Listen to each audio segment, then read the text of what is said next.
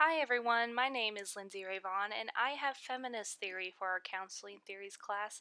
It's been quite an interesting theory to learn about, so I really hope you enjoy it as much as I did. First, we're going to go over the foundation. No single person is identified as the founder of feminist theory, but instead it was a collaboration. The origins can be dated back to the late 1800s, but the women's movement in the 1960s laid the foundation for the development of feminist theory. Formal organizations began to foster the development and definition of feminist theory in the 1970s, and those organizations was the Association for Women in Psychology and the American Psychological Association. So, what is a feminist? Dictionary.com says it's an adjective, sometimes feministic, advocating social, political, legal, and economic rights for women equal to those of men. It could also be used as a noun, an advocate of such rights. So I was curious, especially me being a woman, how much of a feminist are you? So if you have time, if you want to pause this video and click on the link that I have, that you can see on your screen. You can take it now, you can take it after the quiz. Maybe you should take the quiz before this presentation and then after and see if your results change. Out of 50 questions, I got 34 out of 50. And again, I kind of thought that mine would be a little higher since I am a woman. Should I be a feminist? Because you're a woman, does that mean you should be a feminist? That is a question for you to answer personally, but I thought that would be a fun quiz for everyone to take. Even though feminist theory wasn't founded by one particular person, it was a collaboration, and the book talks about four specific individuals that I wanted to highlight. Jean Baker Miller, Carolyn Zerb Eanes, Olivia M. Espin, and Laura S. Brown. Miller was a clinical professor of psychiatry at the Boston University School of Medicine and the director of the Jean Baker Miller Training Institute at the Stone Center. Carolyn Zerb Eanes, and I hope I'm pronouncing that correctly. She is a professor of psychology and participant in the Women's Studies and Ethnic Studies program at Cornell College in Mount Vernon, Iowa. Espin is professor emerita in the Department of Women's Studies at San Diego State University and at the California School of Professional Psychology of Alliant International University.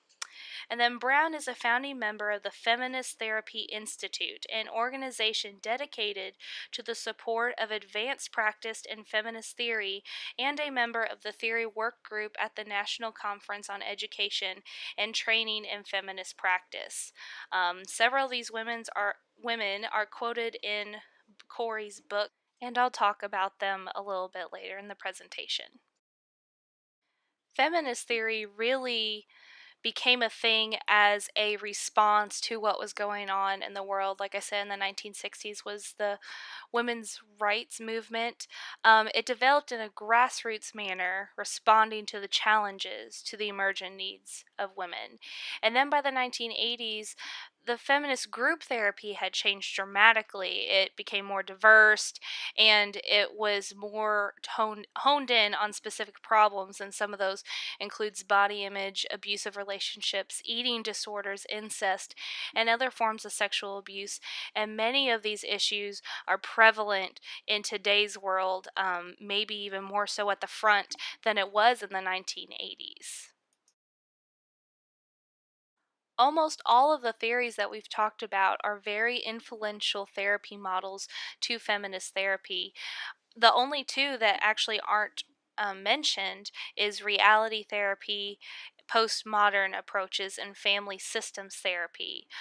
So feminist therapy draws upon person-centered, gestalt, Adlerian, cognitive behavioral, existential, and psychoanalytic theories.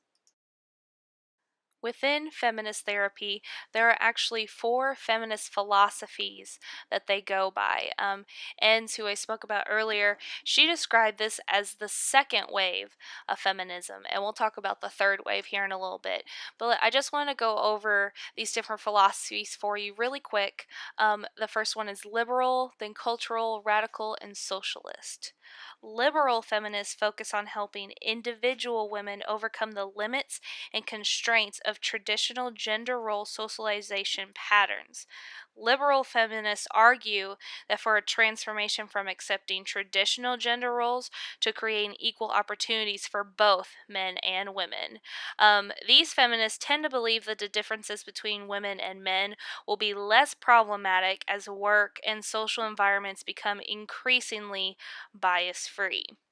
Cultural feminists, they believe oppression stems from society's devaluation of women's strengths, values, and roles. They emphasize the differences between women and men and believe the solution to oppression lies in feminization of the culture so society can become more nurturing, intuitive, subjective, cooperative, and relational. Radical feminists, they focus on the oppression of women that is embedded in patriarchy and seek to change society through activism and equalizing power. Oppression is really a key role in feminist theory. It's something that feminist therapists really focus on.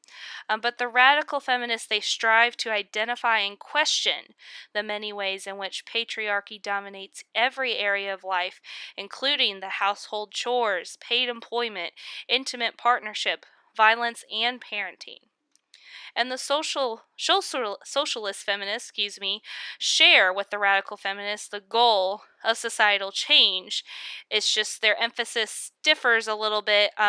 They focus on the multiple oppressions and believe solutions to society's problems must include considerations of class, race, sexual orientation, economics, nationality, and history. The socialist feminists, they pay close attention to the ways that work, education, and family roles affect their lives. And now we go deeper into the feminist philosophies with the third wave, where feminism embraces diversity with its inclusion of women of color, lesbians, and the postmodern and constructivist viewpoints. This third wave really started in 1993, so it's a fairly new wave of feminist philosophies. The key characteristics are postmodern feminists, women of color, lesbian, and global international feminists. Postmodern feminists provide a model for critiquing other traditional and feminist approaches, addressing the issue of what constitutes reality, and proposing multiple truths as opposed to a single truth. Women of color feminists believe it's essential that feminist theory be broadened and made more inclusive. The book says that women of color have criticized some white feminists who overgeneralize the experience of white women to fit the experience of all women. Lesbian feminists share commonalities with many aspects of radical feminism. Both perspectives view women's oppression as related to heterosexism and sexualized images of women. Lesbians who define themselves as feminists sometimes feel excluded by heterosexual feminists who do not understand discrimination based on sexual orientation. And global international feminists take a worldwide perspective and seek to understand the ways in which racism, sexism, economics, and classism affects women in different countries. The book says that Worrell and Reamer is critical of traditional theories for being androcentric, gender-centric, heterosexist, deterministic, and psychic orientation. What does all that mean? Well, I'm going to tell you. So, androcentric is using male oriented constructs to draw conclusions about human, including female, nature. Gender centric is proposing two separate paths of development for women and men. Heterosexist is viewing a heterosexual orientation as normative and desirable and devaluing lesbian, gay male, and bisexual orientation. Deterministic means assuming that personality patterns and behavior are fixed at an early stage of development, and intrapsychic orientation is attributing behavior to internal causes, which often results in blaming the victim and ignoring socio-cultural and political factors. The book also says Worrell and Reamer describe the constructs of feminist theory as being gender fair, flexible, multicultural, interactionist, and lifespan oriented. So they focus on everything. They don't just focus on the past, they don't just focus on the present, they focus on everything. And many of the techniques of feminist therapy foster mutuality, relational capacities, and growth and connection. And what does that mean? They want you to build relationships. The therapist wants a relationship with the client, and they think that those relationships helps the client grow. And understanding and acknowledging internalized oppression is central in feminist work. I said earlier, oppression is really big in feminist theory. Therapists focus on the oppression of their clients, and that's what they use to build them back up. There are a few core principles of feminist therapy. The first one is the personal is political, and that means that this principle is based on the assumption that the personal or individual problems that clients bring to the counseling, they originate in political and social context. Number two is commitment to social change. Feminist therapy not only aims for individual change, but for social change. So, what happens when the client and the therapist is working together, any progress they make, they don't view that at stopping at the client. But once they get out into the world, that will also create a social change. Number three is women's and girls' voices and ways of knowing are valued and their experiences are honored. Number four, the counseling relationship is egalitarian, which basically means it's equal. The feminist therapist does not believe they are better than the client, vice versa. It's definitely more of a partnership, more of a relationship. Number five, a focus on strengths and a reformulated definition of psychological stress. And then six is that all types of oppression are recognized. I know that I've kind of touched on everything that is in this slide, but I really wanted to emphasize these points again because these are very central parts of feminist theory. Oppression is one of the many causes of hurt and suffering. Feminist therapists value being emotionally present for their client, being willing to share themselves during the therapy hour. So, self disclosure, they believe self disclosure is a positive experience for the client. Model protective behaviors and being committed to their own consciousness raising process. So, the feminist therapists are really aware of themselves. They are putting themselves out there for their clients, and they believe it benefits both the client and themselves. The feminist therapists view therapy as a shared journey. It's life changing for the client and the therapist, and they aim to empower clients to live according to their own values and to rely on an internal locus of control and determining what is right for them.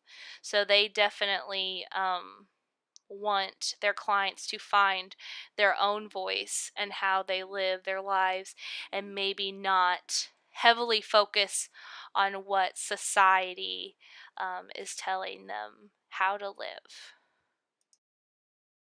I know if I didn't go over this in the presentation, this was going to be the question that everyone asked. And this was the question that I had when I first got this theory. I was like, how is men going to play into this? So here we go. I have the answers right here.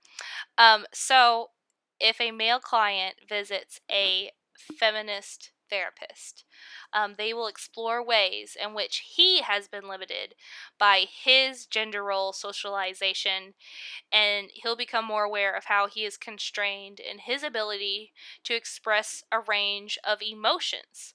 Um, in the safe environment of the therapeutic sessions, he may be able to fully experience such feelings as sadness, tenderness, uncertainty, and empathy.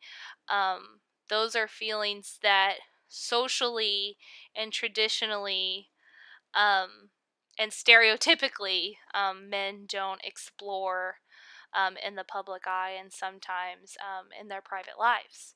So, issues that men deal with in feminist therapy can be learning how to increase their capacity for intimacy, expressing their emotions, and learning self disclosure, balancing achievement and relationship needs, accepting their vulnerabilities, and creating collaborative relationships at work and with significant others that are not based on a power over model of relating.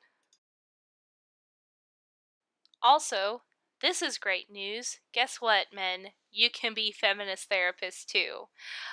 In order to be a male, though, and to be a feminist therapist, you have to be willing to understand and own male privilege.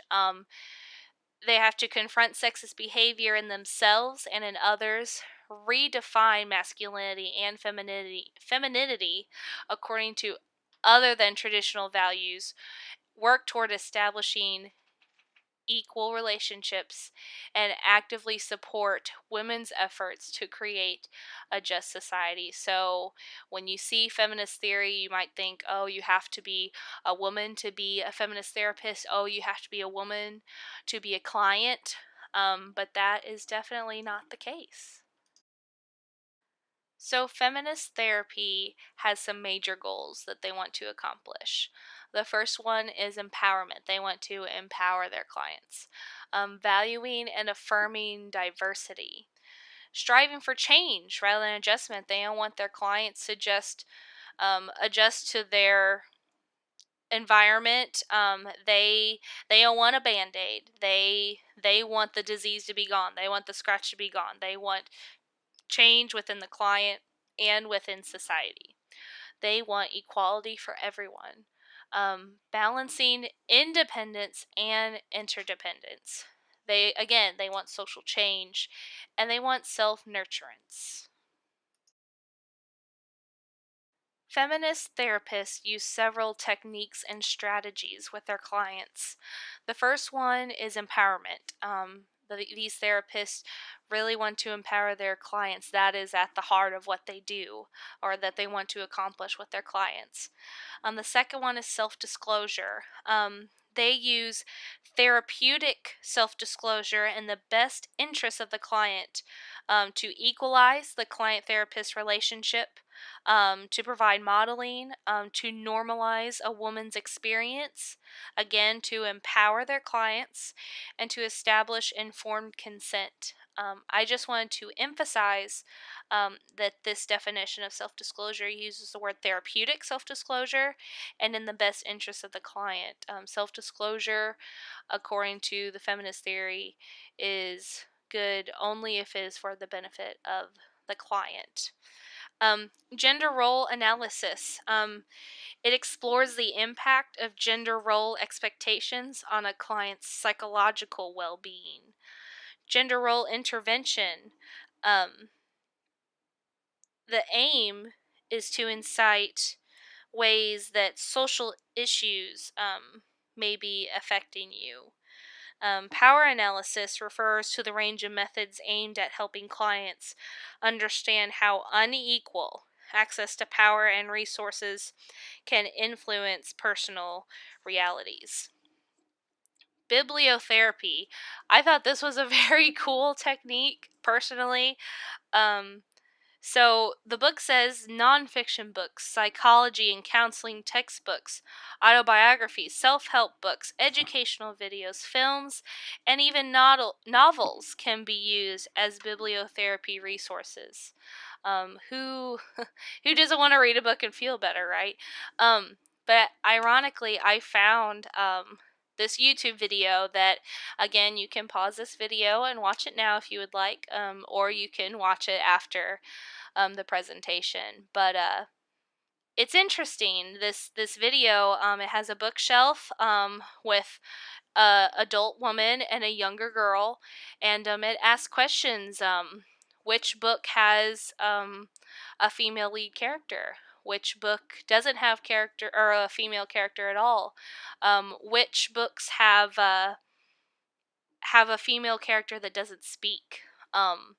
It's actually interesting to see how many books are left over. So I think that's pretty relevant to what we're talking about here today. So take a look at that video when you have a chance. Assertiveness training. By teaching and promoting assertive behavior, women become aware of their interpersonal rights, transcend stereotypical gender roles, change negative beliefs, and implement changes in their daily lives. Reframing and relabeling. So, reframing includes a shift from blaming the victim to a consideration of social factors in the environment that contribute to a client's problem. And reframing, rather than dwelling exclusively on intrapsychic factors, the focus on examining societal, political, or I'm sorry, the focus is on examining societal or political dimensions. And relabeling is an intervention that changes the label or evaluation applied to some behavioral characteristic. Social action, basically, it just means that the therapist tells their client to get out there. When they become more grounded with feminism, when the clients become more grounded with feminism, the therapist may suggest clients become involved in activities. Some examples that the book gave was volunteering at a rape crisis center, lobbying lawmakers, providing community education about gender issues. And then also group work. Groups provide a supportive context where women can share and begin to critically explore the messages they have internalized about their self-worth and their place in society. And that's a wrap, guys. We're done. Thank you so much for watching my video. Feminist theory was a really fun theory to work on, and I'm really glad I had the opportunity to make this presentation for you guys. As you can see, I used the book for all of my information.